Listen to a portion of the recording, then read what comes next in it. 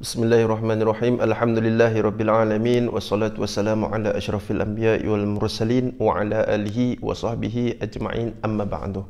Alhamdulillah, terima kasih kerana berkunjung ke channel Muhammad Nazir Abdul Ghani, dan jangan lupa tekan butang subscribe di bawah dan lihat video ni sehingga habis. Lihat video ni hingga selesai. Okey, pada yang penonton yang baru yang masuk ke channel saya ni, boleh anda lihat video-video yang di bawah.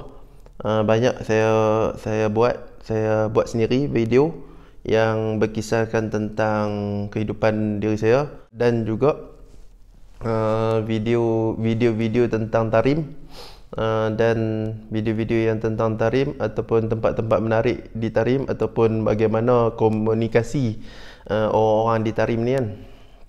Okey. Jadi video yang saya buat ni adalah video yang kedua, iaitu bertajukkan celoteh wal bicara kosong saja. Mungkin insya-Allah dapat, moga-moga video ni menjadi manfaat untuk anda walaupun ianya kosong.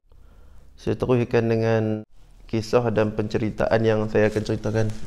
Sebelum lagi suara. Bismillahirrahmanirrahim.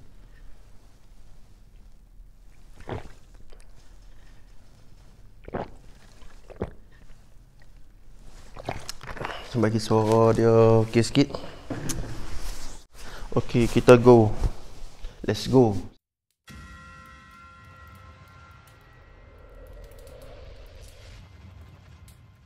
Pada anda semua, sekarang ni saya berada di Kota Tarim, kota yang penuh dengan bandar yang bersejarah, purba, kota lama.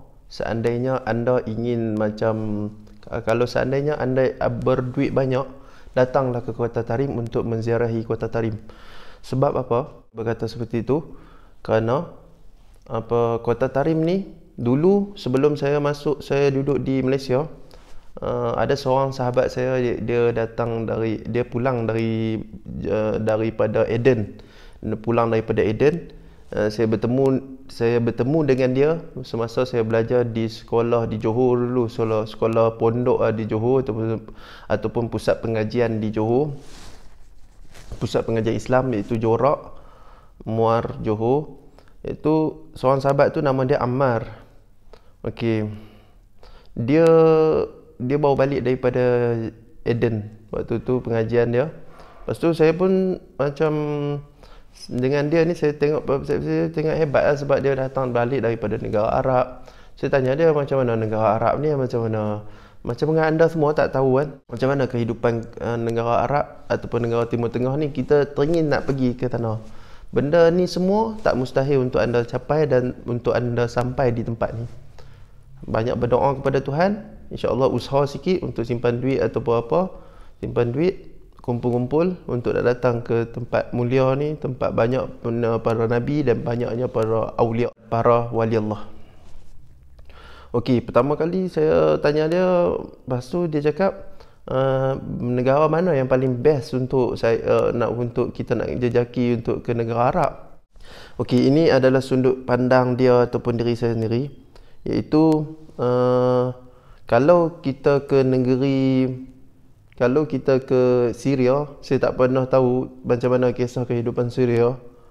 Okey, lepas tu banyak khabar dari kawan-kawan je. Kehidupan Syria ni banyak bahasa bahasa Fushah, yang ni menggunakan macam yakhruju, bahasa Fushah, bukan Amiyah yang kira bahasa dia bahasa tinggi seperti mana Syekh Buti. Beliau bahasa dia fasih kan, bahasa Arab ni dia macam susun mengikut tata bahasa Arab. Okey, untuk pengetahuan anda semua, bahasa Arab ni terbahagi kepada banyak mengapa kategori. Ada bahasa Arab yang fushah. Fushah ni bahasa sama dengan bahasa Quran. Alhamdulillahirabbil alamin, segala puji bagi Allah. Okey, itu bahasa Quran. Kalau disebut bahasa fushah tu bahasa Quran. Tapi kalau seandainya kita negara tu dia gunakan bahasa fushah negara dia sendiri, fushah pula. Kalau dia gunakan bahasa Ammiyah dia, bahasa Ammiyah ni bahasa dia ada dua, ataupun dia makna kalimat yang sama, makna erti yang sama, iaitu bahasa pasar ataupun bahasa pasar ataupun bahasa kampung. Okey, seperti mana kita berada di Malaysia, kalau bahasa orang Kedah lain, macam saya kan orang Kedah, bahasa saya kalau air dia sebut ayak. Lain kan, dia lahjah dia lain. Lenggok dia lain. Okey. Kalau Kelantan air kata apa? Okey, Kelantan air dia ada ni kan. Kalau di Kuala Lumpur air. Kalau di Perak ayo kan. Okey, dia berbeza di sudut macam tu lah. Tapi ada bahasa Arab yang berbeza langsung, berbeza dia ketara sangat.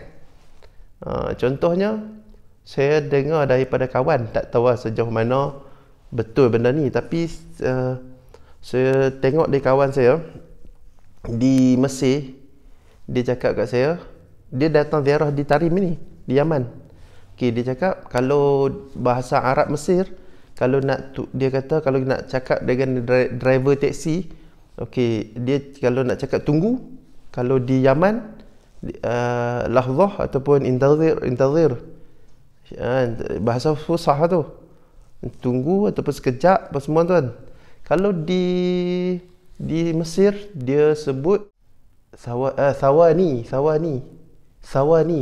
Kalau saya minta maaf kalau ada yang menonton video saya ni daripada Mesir ataupun daripada pernah belajar di Mesir, tak silap kawan saya sebut sawani.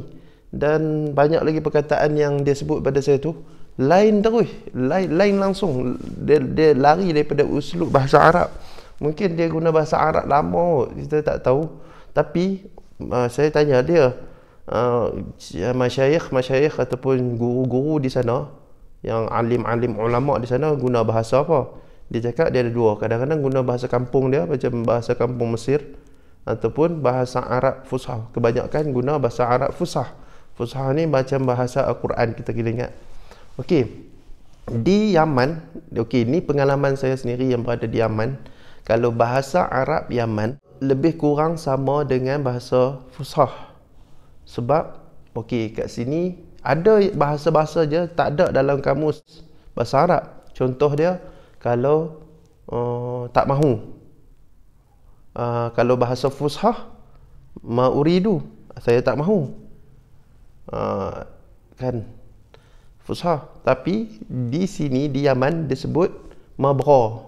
Bra tu kalau guna bahasa di Mesir pun tak guna itu, di Suria, negeri Syria pun saya tak pasti, tak guna kot macam tu. Tapi kalau kat sini kita boleh cakap kat dia ma bra, saya tak mahu, ma bra. Kalau cakap dia cakap boleh, kamu nak taksi ya, ma bra, saya tak mahu. Kalau mahu kata apa? Bra. Mahu, bra. Kamu nak makan ni? Bra, saya mahu. Kamu nak? Bra. Bra tu sebut beruk pula kan. Beruk tu lah yang ni, tapi ni bra. Bra, ingat perkataan dia. Okey, bra tu mahu. Tapi kalau bahasa Yaman ni, kalau kita sebut di bra, dia faham. Okey, kalau kita gunakan bahasa Fushah, ana uridu ataupun ana uridu kan, saya mahu, saya berkehendak, dia tetap faham dia. Dia tetap faham, tapi dia akan fikir, dia kata, oh ni pelajar baru ni, atau ni orang baru yang datang dari Yaman. Okey, cara cakap lenggok orang Yaman, contohnya, kalau di Malaysia kita belajar macam contoh, siapa Tuhan kamu, man rabbuka kan, ma rabbuka mana, man tu siapa kan. Okey, kalau di sini kita kena sebut lenggok dia lain sikit, men. Macam man tu disebut men, cover sikit kan. Jadi macam dia pun tengok, oh ni Arab lama dah duduk sini, ni dia macam lenggok dia lain. Kita macam boleh track dia.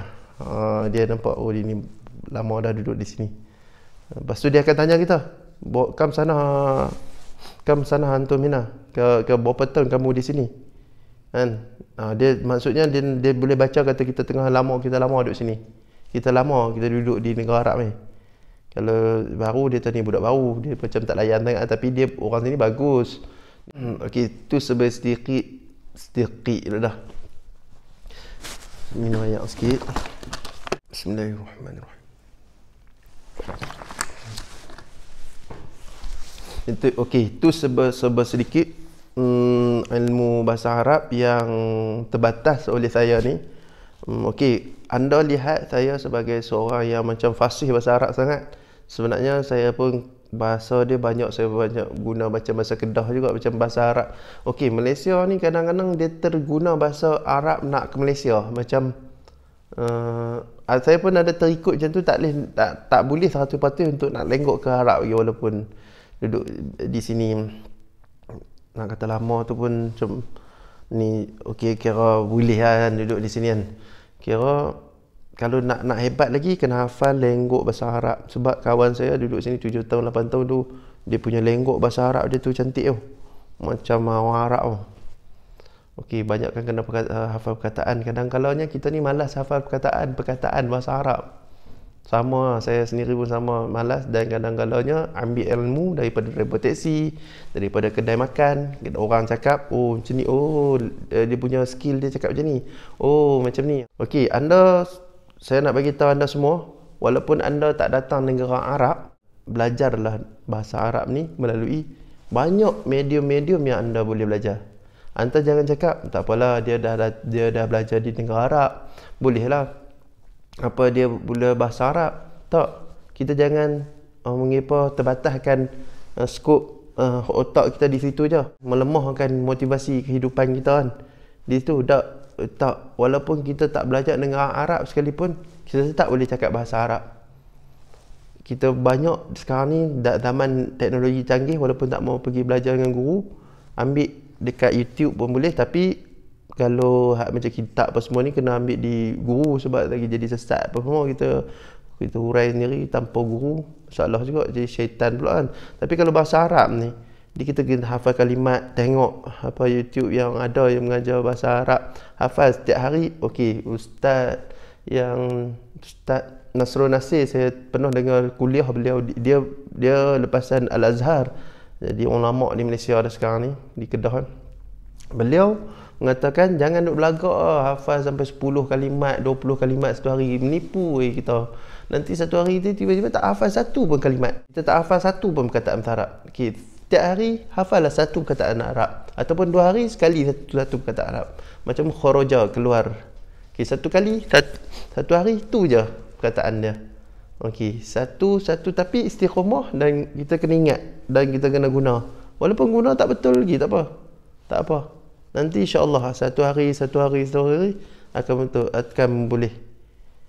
Betul. Tak semestinya kita kena pergi belajar negeri Arab. Betul, kita guna perkataan tu, kita cuba cakap. Nak bagi tahu anda semua, saya pun bukannya seorang yang hebat cakap bahasa Arab, kan boleh sangat pun sebenarnya. Daripada kawan-kawan lain yang kalau dengar saya cakap ni macam dia ni pun tak betul mencakap Arab dia kan. Kita apalah, kita abaikan lah tu. Orang Arab dia tak suka kalau kita pergi tanya dia. Bukan maksud dia tak suka, dia suka aja. Macam ajarlah aku bahasa Arab, ajarlah aku. Macam benda ni macam aduh, dia ni malas nak ajar apa tau. Tak, kalau kita nak cakap dengan orang Arab, macam nak join kawan dengan dia, kita terus sembang, apa khabar, sihat ah. Oh macam mana hari tu kita tengok apa macam mana sekarang harga sekarang dah mahal lah. Harga di pasar-pasar borong. Jangan kita cakap, tolong ajar aku bahasa Arab, sebab kita suruh dia ngajar kita bahasa Arab tu, jadi macam melemahkan. Macam memanglah boleh dia akan ajar lah, tapi macam formal sangat untuk nak masuk sekolah pula. Kata ajar aku, dia pun nak fikir nak ajar apa, nak cari lagi. Jadi go terus, go langsung, go ni jalan terus cakap lah. Cakap, kalau kita boleh perkataan tu, kita cakap. Okey, saya berceloteh apa ni sampai yang ke bahasa Arab ni. Okey, saya stop di situ saja bahasa Arab ni. Sebab apa saya ke bahasa Arab ni? Sebab saya minat untuk belajar bahasa Arab dari zaman saya pondok dulu. Tapi sebenarnya saya ni satu penyakit, saya punya pemalas hafal perkataan. Jadi ilmu kadang-kadang dapat dari orang lah. Maksudnya orang bercakap, kita ingat perkataan tu dari sudut tu je. Hafal pun kadang hafal lah sikit kan. Okey, tak apa. Okey, okey. Saya tak tahu sebab apa saya boleh masuk cerita bahasa Arab. Sebab apa tahu? Tu saya namakan video saya ni itu celoteh. Saya akan masuk semua, ikut saya nak lalu lorong mana. Saya tak ada tajuk lah. Okey, yang masalah dia kalau orang akan bagi ceramah, orang bagi tajuk kita untuk kita pergi ceramah di masjid. Itu jadi masalah. Kalau okey, kadang penceramah mudah untuk dia tulis, dia ambil isi-isi, okey cukup, okey dia akan huraikan yang tu je. Okey kan, macam mudah kan, macam tu kan. Tapi kalau bagi saya lebih mudah kalau dia tak ada tajuk, kita tibai je, maksudnya kita go je, kita jalan terus cakap macam ni. Kira tak tahu sangat ah. Dia tak, kalau tapi kita kena tengok juga majlis. Kadang majlis tu dia orang panggil kita untuk bercakap tentang banjir. Kalau kita cakap untuk bukan kena dengan banjir, kesian pula kan. Macam itulah. Okey. Saya sebenarnya kalau saya tak tahu lagi macam mana video saya ni, adakah saya macam akan jawab soalan-soalan sebab saya sebenarnya seorang diri saja buat video ni kan. Seorang diri saja buat video YouTube channel Muhammad Nadir Abdul Ghani. Jadi kadang-kalanya seandainya kalau saya tak sempat untuk nak tulis komen, nak menjawab komen anda, saya mohon maaf. Dan saya bukan tinggalkan anda, dan saya bukan tak orang panggil apa, nak manis cakapnya. Bukan tak sayang kepada anda untuk tak jawab soalan anda tu, tapi saya mungkin terus jalan untuk bercakap terus, dan kalau tak sempat tu maksudnya saya sibuk tu, ataupun ada hal-hal penting yang saya tak dapat balas. Tapi kalau seandainya nanti insya-Allah saya balas, dan saya akan balas. Tapi saya ni orangnya mudah ya, jumpa pun kat mana-mana tegur saya, dan boleh buat member. Saya nampak muka garang, tapi memang relax lah orang dia memang tak serius lah. Orang dia macam nak tegur ke, nak apa ke, nak kongsi pendapat, boleh, tak ada masalah apa. Saya tak sombong lah. Tapi yang menilai kita sombong tak sombong ni kita tak tahu kan. Ni nak cerita satu pengalaman. Dulu masa duduk di pondok, ini video yang saya buat ni adalah video hari Jumaat. Hari Jumaat ni lepas balik daripada Jumaat, macam tak ada kerja apa-apa, saya terus buat video ni lah. Untuk mudah-mudahan video ni menjadi manfaat untuk panduan anda melayari kehidupan ni, bahtera kehidupan. Okey, tak kiralah yang melihat saya ni adalah anak muda ataupun yang peringkat umur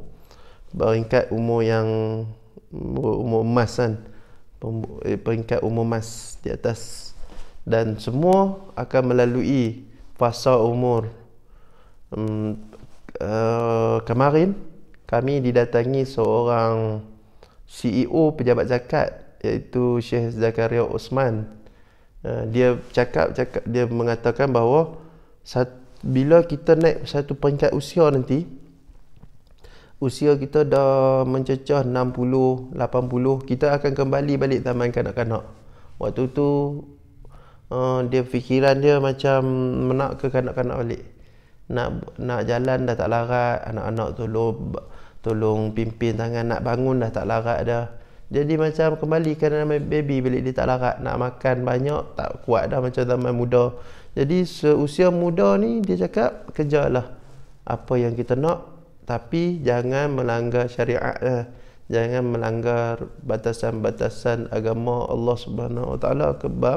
Sebab setiap apa yang kita lalui dalam kehidupan ni, yang video yang sebelum ni saya ceritakan sebelum ni, orang panggil apa, dia akan dihisap di dalam alam akhirat sana.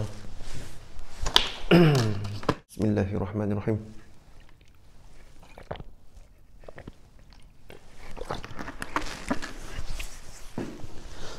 Saya tak tahu mungkin negara ni negara panas, so dia tekak saya sentiasa kering, terpaksa minum air.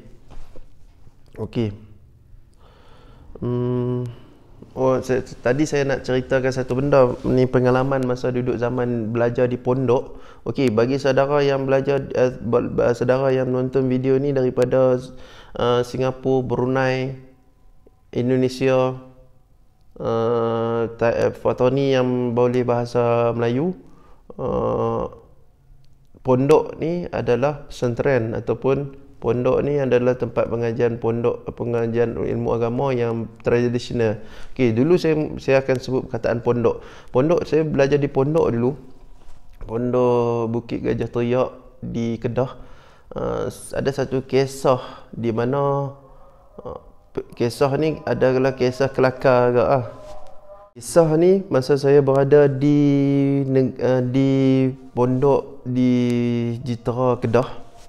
Okey, masa tu kami baru balik daripada pengajian kitab di masjid yang lain lah. Sebab kebetulan bukan di pengajian tu di dalam pondok. Kebetulan Tok Guru tu mengajar di luar pondok di masjid lain. Kami terpaksa pergi ke masjid tu. Jadi masa nak naik motor ke masjid tu, Tuan Guru ni dia naik kereta, tapi kami naik motor, 2 orang, saya naik dengan kawan. Lepas tu kami pakai serban, pakai jubah, naik motor 2 orang kawan. Lepas tu pergi ke, orang panggil apa, di kuliah agama tu tak apa. Masa pulang tu, jalan nak pulang, selesai daripada pengajian agama tu dengan kuliah, saya pun tersempak lah satu macam gangster untuk pukul orang. Kita pun tak tahu waktu tu. Kita tak tahu apa tengah buat di dalam gerombolan tu. Tengah buat apa kan. Lepas tu dengan helmet, dengan apa macam, rupanya dia orang dah tengah memukul seseorang ramai-ramai. Kami terberhenti situ. Kami berhenti nak tengok lah. Kami ni tak tahu apa yang berlaku, apa yang terjadi kan. Lepas tu tiba-tiba takdir Tuhan, kawasan tu kawasan hutan yang kebetulan memang susur untuk keluar tu akan masuk dalam jalan raya, untuk jalan bandar lah. Tapi waktu tu di kawasan Jitera, sedangkan kami pakai jubah serban, polis tu datang, berhenti dengan sirin dia tu, terus nak tangkap semua berpecah. Lepas tu kami pun apa lagi, saya pun waktu tu bukan mengena apa dengan benda tu, tapi kebetulan terberhenti. Lepas tu saya pun straight penderah motor, derah laju selaju-lajunya. Lepas tu yang tim yang gaduh-gaduh tadi tu, dia orang pun motor hebat-hebat, RZ pun. Kita waktu tu naik motor Chris baru beli, kawan ayah dia beli untuk dia sahabat-sahabat apa, kawan-kawan lain yang kita tak kenal, gangster semua ni, semua penderah. Ada kali dengan orang kena pukul tu pun laju. Yang saya duduk di belakang ni, dia orang semua ni lari dari polis ni, polis ikut belakang ni. Lepas tu semua motor-motor rempit ni terus pergi, semua pakai helmet terus jalan ke depan. Lepas tu saya pun ikut belakang, tapi memang laju nak keluar daripada polis ni. Tu memang cerita kenangan yang tak dapat dilupakan tu. Kira polis tu ikut belakang. Lepas tu saya ada 2 simpang jalan. Saya terpaksa ambil jalan ni, sebab saya tengok semua ramai-ramai tu semua ambil jalan ke sebelah kanan, saya ambil ke belah kiri. Beranggapan diri saya dengan seorang kawan ni di belakang, kata polis ni akan kejar ramai-ramai, sebabnya ramai-ramai tu akan dia akan dapat salah seorang. Kalau dia cukup macam kita tangkap ikan, kita ambil yang ramai, tak boleh kalau ambil kejar yang seorang, sebab yang seorang ni tak akan dapat, kadang susah kan. Lepas tu beranggapan polis tu dia akan pergi ke ramai kan. Rupanya dia tak pergi ke ramai, dia kejar sebelah saya, sebelah kiri. Bila kejar sebelah kiri, kawan saya cakap, dia kejar kita. Sedangkan waktu tu saya pakai imamah ataupun serban dengan kawan. Takkanlah kami ni nak buat benda macam tu kan. Rupanya mungkin dia anggap kami ni macam ayanda, macam ketua gangster tu dah pakai secara serban ni kan, pakai serban kan. Lepas tu dia kejar, tak apa. Bila dia kejar tu, saya ni motor tu saya tak ingat tali minyak dia tu berapa, Kira saya tekan minyak tu dah habis. Mungkin 1.3, tak tahu satu berapa. 120 ataupun 130, tak ingat. Ya habis tali minyak motor Chris baru. Lepas tu bila kereta polis di belakang tu ikut kejar dengan siren dengan lampu semua. Dia pakai kereta wajar di Malaysia waktu tu. Dia akan nak potong kami. Saya halang dia. Dia nak potong sini, saya halang. Nak potong sini saya halang. Sampai dia. Tapi dia tak langgar kami. Kalau dia langgar, memang habis lah, kami jatuh habis lah. Tapi dia tak langgar, polis Malaysia ni tak langgar. Tapi jangan tiru kat sini. Kawan saya ni memang takut betul. Sampai waktu simpan pun sampai saya pun menghalang jalan polis ni macam tu. Dia macam tu. Sampai depan. Polis tu pun dia memang usaha keras kak. Dia pun nak potong saya. Dia potong, dia cakap berhenti. Lepas tu saya dengan kawan, dia berhenti saja depan tu. Dia berhenti, memang kami terberat brake, tekan tak pedal brake tu memang rapat kan dengan kereta polis. Lepas tu polis pun nak buka pintu, dia nak keluar kejar saya. Saya pun macam ni, ambil balik motor tu, patah balik, pergi ke belakang balik. Lepas tu polis pun dia lambat sebab dia kereta. Dia nak patah balik ke belakang, susah kan. Tapi saya dah pecut lah tu. Habis lah.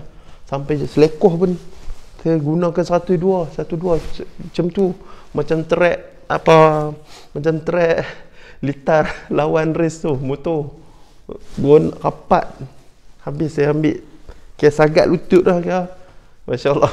Dengan kawan, tak ingat waktu tu waktu umur saya 24. Lepas tu tak apa, last sekali sampai dan saya dalam fikiran saya cakap dengan kawan, tak tahu kawan saya tu fikir apa.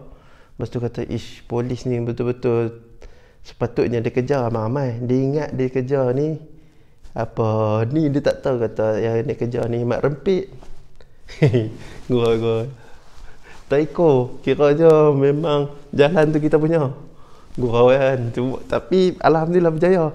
Dia ingat dia macam ni mungkin senang lah nak kejar sebab dia pakai serban mamon. Mungkin dapat lah dia. Memang habis speed lah. Lepas tu dia kejar lagi, tapi dia duduk belakang sebab dia lambat datang. Mungkin selekoh banyak-banyak kan. Saya terpaksa masuk dalam hutan. Kiranya tepi tu semua hutan. Kami tak ada jalan untuk nak masuk.